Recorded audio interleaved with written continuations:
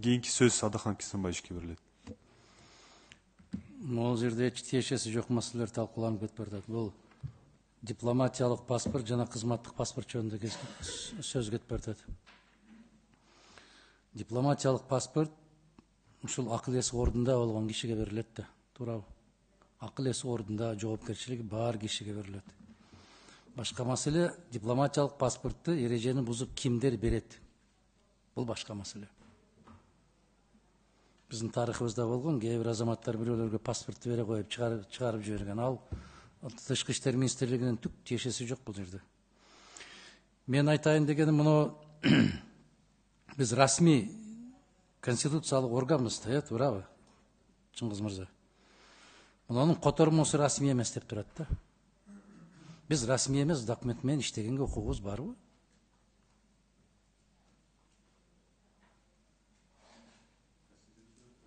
Мына ушул келишимдин өзү расмий эмес которуу деп турат. Ушул келишимдин өзү. Я.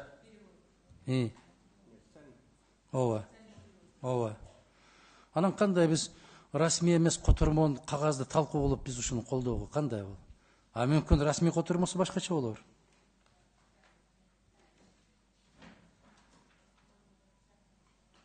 Кандай дейсиңер?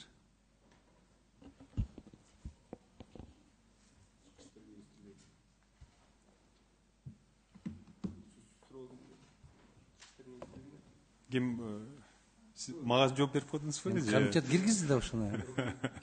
Бул жалпысынан Адахан Кесенбаевич, эгер суроо бизге болсо, комитетибизге, бул макулдашууга стандарттуу келишимдин долбоору киргизилет. Мындай сыяктуу келишимдер мурда түзүлгөн. Биякта бейрасмий эмне үчүн себебинде биякта кандайдыр бир принципиалдуу эмес грамматикалык, стилистикалык жагынан өзгөрүүлөр кирип койсо, андан кийин акыркы келишимге алар кол коюлат. Бул эл аралык практикада неофициальный перевод аягына чейин ушундай жүрөт. Андан кийин уже аягында чыгарып кол коюшат. Ошого чейин неофициальный дейт. Кол койгондон кийин биздин тиешебиз жок да жогорку кеңеште. Жок, бизге азыр макулдашууга киргизип атат. Принципиал түрдө биз макулдугу берип атабыз. Туура. Андан кийин келишимде аягына чейин сличение болот, парафирование болот и кол коюлат. Ушул кол койгонго чейин бизге келеби кайра? Жок, эгер принципиал түрдө өзгөрүүлөр кирип койсо, кайра алып келишет. Чыңгыз мырза, биз жогорку кеңешпиз, жогорку кеңештин конституциялык органын комитетпиз, ошондуктан бейрасмий кагаздар менен иштегенге бизге деле мүмкүн эмес. Ар бир кагаз расмий кагаз болуш керек. Бул кимдир бирөөгө коюлган доомат эмес, бул эреже ошондой. Эреже ошондой расмий түрдө которулуп келүү керек. Керекпи? Ар бир бетинде кол коюлган маселелер болушу керек. Муну Тышкы иштер министрлиги киргизген жок да, туурабы, Азиз Маматович?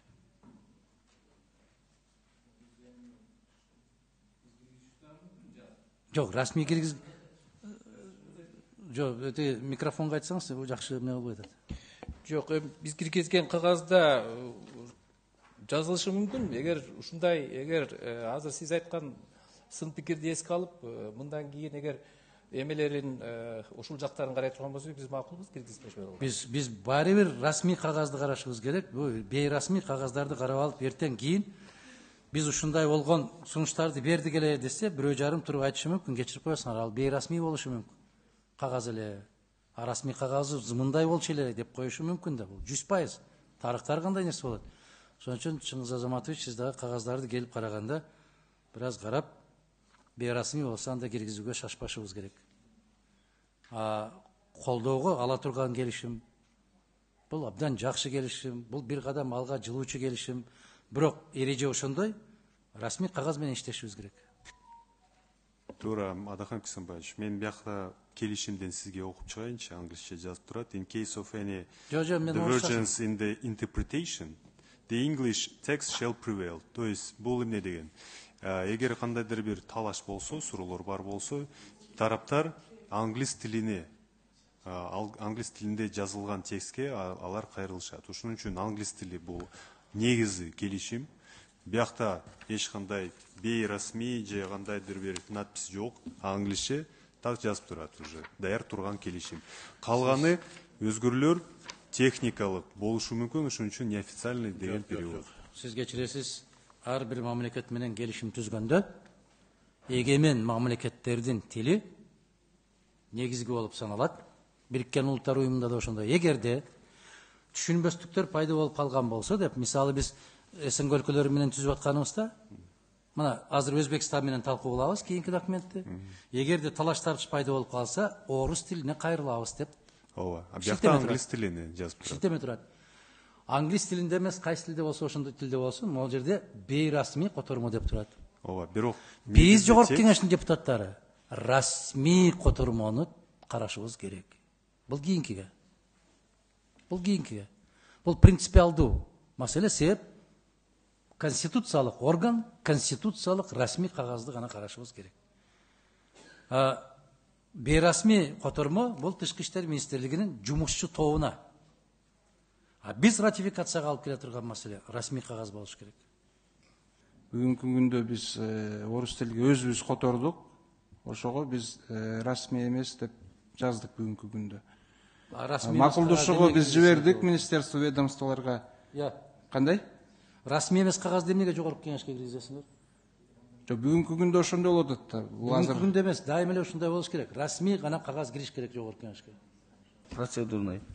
Өзү негизи биз катаны дароо ката деп моюнга алганды үйрөнүшүбүз керек да. Бул ката.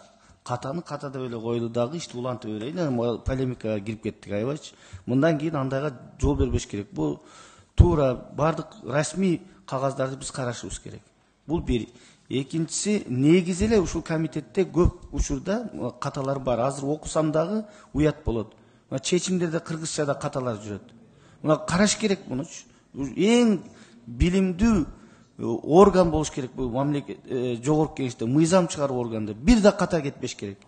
Ошон үчүн бул бөлүмдү дагы жогорку кеңештин аппаратын дагы жакшылап тартипке чакырып, зарыл чараларды көрбөсөк уят болот. Каталар бар, жүрөт. Окусак бардыгы күлөт. Ошон үчүн катаны моюнга алып, аны жоюнун үстүндө иштешибиз керек да. Рахмат. Процедурный. Чингиз Азаматович, менин түшүнүгүм боюнча Адахан Писамаевич мындай деп атат да. Ушул жерден англис тилинден ушул долбоор, ушул соглашение орус тилине канчалык даражада туура которулду? Канчалык ичинде каталар барбы, жокпу? Бизди ынандырабы, ынандырбайбы депчи. Ошол да расмий, бейрасмий дегендечи.